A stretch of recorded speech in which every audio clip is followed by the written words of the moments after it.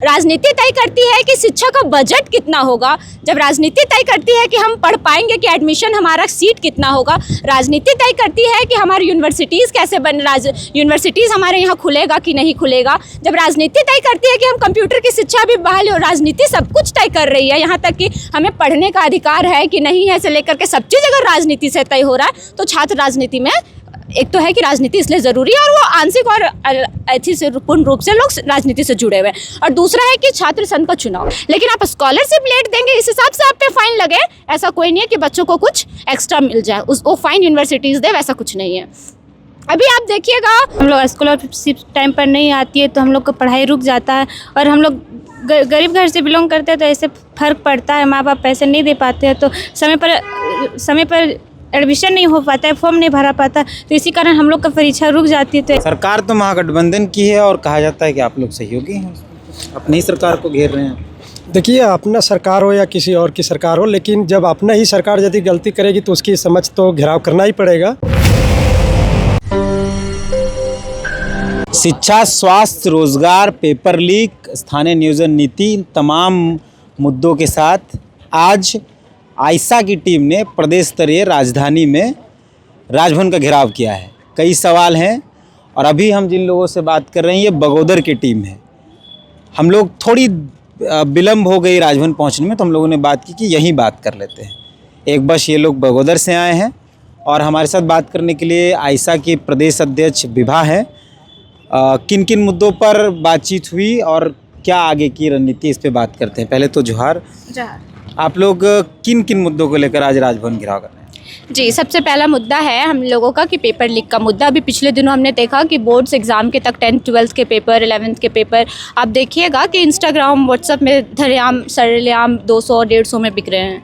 तो इसका सबसे ये है कि निजी हाथों में जो ठेके पड़ गए हैं परीक्षा लेने का, निजी हाथ से है कि आप एक जगह से दूसरे जगह क्वेश्चंस के पेपर जा रहे हैं, निजी तरीके से जा रहे हैं, तो जिस वजह से पेपर लीक का समस्या जूझना पड़ रहा है बच्चों को, जिससे जो बच्चे वाजिब में हकदार हैं, जिस अच्छे नंबर के, जिस नौकरी के, उससे वो विफल हो जा रहे हैं और उससे वो वंचित रह जा रहे हैं। हमारा दूसरा मुद्दा है कि लंबे अरसे से अभी देखिएगा कि यूनिवर्सिटीज़ में छात्र संघ का चुनाव नहीं हुआ है झारखंड में, जिससे क्या हो गया कि अभी यूनिवर्सिटीज़ में जो बच्चे पिछले 5 साल में पढ़े हैं उनमें राजनीतिक सामाजिक जो विकास होना था, राजनीतिक जो समझ होना था, उससे अभी देखिएगा कि छात्र नौजवान वंचित रह गए हैं।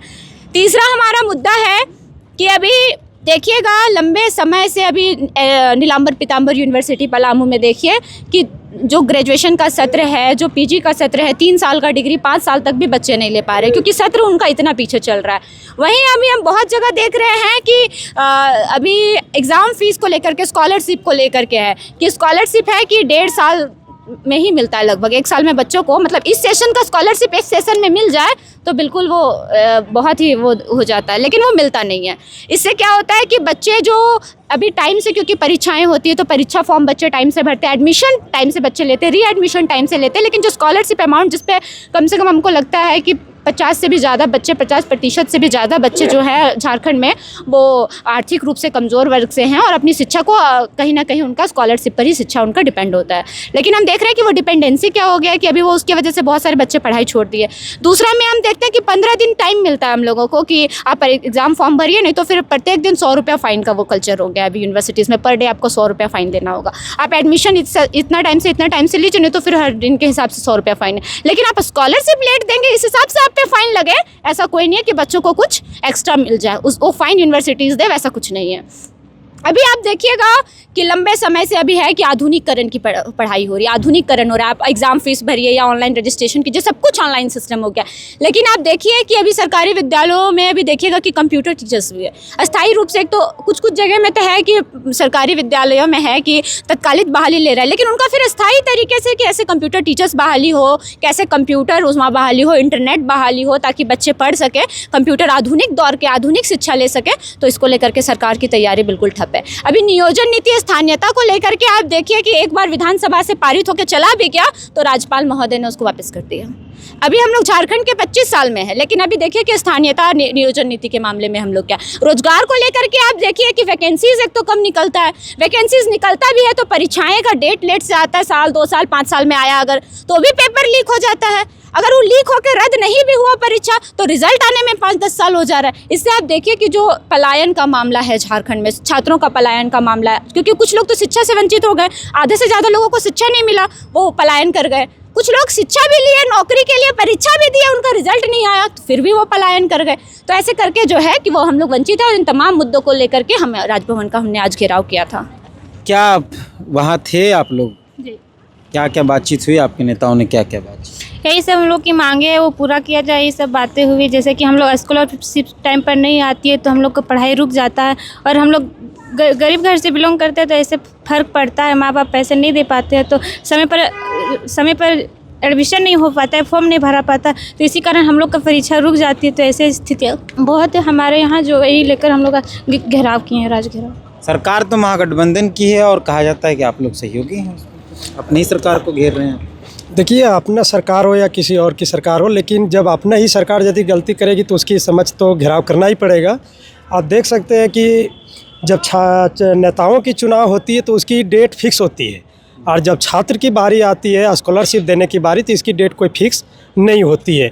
जब उसके एडमिशन की बात आती है तो उस पर date by date late fine लिया जाता है, लेकिन इसमें कोई लेट फाइन नहीं। हमारे कहना है कि यदि स्कॉलरशिप में आप लेट कर रहे हैं तो इसके साथ भी उसको जिस तरह से एडमिशन में लेट फाइन के साथ देते हैं तो लेट फाइन के साथ आप स्कॉलरशिप भी छात्रों को दीजिए, ताकि वो छात्र जो स्कॉलरशिप मिलती है उसे गरीब बुजुर्गों के जो बच्चे होते हैं, गांव ग्रामीण के जो बच्चे होते हैं उसी पर आश्रित रहते हैं, और वो उसकी पेरेंट्स लोग भी आश्रित रहते हैं कि चल भाई जितना हम दे रहे हैं उससे मेरे 50 हो जाएगा, फिर अगला सेशन ये अपना एक स्कॉलरशिप से काम कर लेंगे। लेकिन ये ऐसा नहीं हो पा रहा है इस सरकार में। आप देखिएगा कि JPSC वाला में जो हुआ, इसमें भी उसी तरह से हुआ। PGT का जो रिज़ल्ट दिया, ये खुलेआम धड़ातल पूरा इतना इसको मिला प्रूफ बा प्रूफ, फिर भी इसका कोई जांच कमेटी वगैरह नहीं बैठी और ये सारा सीट बिक गया। अभी देखिए TGT का मामला है कि सिर्फ मीडिया में आ ही रहा है पेपर में, लेकिन वे ज़मीन पर धरातल पर नहीं आ रहा है कि TGT अब लेंगे, ये तो भी नहीं हुआ। और JTET भी नहीं ले रही है, सिर्फ सरकार बोल रही है और ये ले नहीं रही। इससे बहुत ज़्यादा छात्रों नौजवानों में क्रोश है। हम चाहेंगे, सरकार से मांग करेंगे कि जो खाली वैकेंसी पड़ी हुई है इसको जल्द से जल्द भरने का काम करें, और स्वच्छ रूप से इसके भरने के पहले आप स्थानीय नीति नियोजन नीति लागू कर ले, ताकि झारखंड के मूलवासियों के, आदिवासियों के, सामान्य वर्गों के लिए लाभ पहुँचे और यहाँ के छात्रों को रोज़गार मिले और शिक्षा में आगे बढ़ोतरी हुए। झारखंड राज्य जोहार। क्यों चाहते हैं कि छात्र संघ चुनाव? छात्र संघ इसलिए चुनाव होना चाहिए क्योंकि आने वाले पीढ़ी युवाओं को एक अवसर मिले और वहाँ से राजनीति का माहौल पैदा होता है, जिसके आधार से हम चाहते हैं कि वो छात्र संघ का चुनाव और नियम। छात्र अगर राजनीति करेंगे तो फिर पढ़ेंगे नहीं, ये कॉलेज में मान्यता शायद है कि छात्र संघ का चुनाव होना चाहिए, ताकि आने वाले पीढ़ी में ऐसा प्रोटोकॉल शायद है। छात्र अगर पढ़ाई करने नहीं जाएंगे और राजनीति में हिस्सा लेंगे तो फिर तो परिणाम बेहतर नहीं। देखिए, पढ़ाई के साथ साथ में जिस तरह से हालात राज्य की है, उस हालात के देखते हुए स्टूडेंट को, छात्रों को राजनीति में कहीं आना ही पड़ता है, और शिक्षा ही राजनीति है, राजनीति ही शिक्षा है। इसलिए दोनों को देखा जाए जोड़ के तो सामान्य है। इसलिए कॉलेज में भी छात्र का चुनाव होना अति ज़रूरी है। इसलिए चुनाव यदि कॉलेज में होती है तो उससे प्रधानाचार्य हो, कुलपति महोदय हो, वो सामान्य वर्गों में होते हैं। जो भी HOD लोग होते हैं वो सब प्रोफेसर लोग भी सामान्य वर्ग में वार्ता होती है। उससे छात्र जो गरीब बुजुर्गों के स्टूडेंट होते हैं वो डर निर्भय नहीं रखते हैं, क्योंकि एक चलिए मेरे साथ सहयोगी स्टूडेंट है और उसे खुले दिल धड़क के बात रखते हैं और प्रोफेसर से नज़र से बात करते हैं, या कुलपति हो या प्रधानाचार्य हो। इसलिए छात्र का चुनाव होना बहुत ज़रूरी है, अति आवश्यक होती है। क्यों मानते हैं कि विश्वविद्यालय में चुनाव होना चाहिए? चुनाव होगा, राजनीति में हिस्सा लेंगे छात्र, तो फिर पढ़ाई कब? आप अगर देखिएगा तो इस भारत में जितने भी नागरिक हैं वो कहीं ना कहीं कोई तो होता है कि कुछ लोग डायरेक्ट होते हैं, कुछ इनडायरेक्ट होते हैं, लेकिन राजनीति में सब निर्भर होते हैं। जब हमारी राजनीति ये तय करती है कि हम 3 साल का ग्रेजुएशन करेंगे कि 4 साल का ग्रेजुएशन करेंगे। हमारी रणनीति तय करती है कि हमें खाने को कितने केजी चावल मिलेगी। राजनीति तय करती है कि शिक्षा का बजट कितना होगा। जब राजनीति तय करती है कि हम पढ़ पाएंगे कि एडमिशन हमारा सीट कितना होगा। राजनीति तय करती है कि हमारी यूनिवर्सिटीज़ कैसे यूनिवर्सिटीज़ हमारे यहाँ खुलेगा कि नहीं खुलेगा। जब राजनीति तय करती है कि हम कंप्यूटर की शिक्षा भी बहाल हो, राजनीति सब कुछ तय कर रही है। यहाँ तक कि हमें पढ़ने का अधिकार है कि नहीं है से लेकर के सब चीज़ अगर राजनीति से तय हो रहा है, तो छात्र राजनीति में एक तो है कि राजनीति इसलिए ज़रूरी है और वो आंशिक और ऐसी से पूर्ण रूप से लोग राजनीति से जुड़े हुए हैं। और दूसरा है कि छात्र संघ का चुनाव।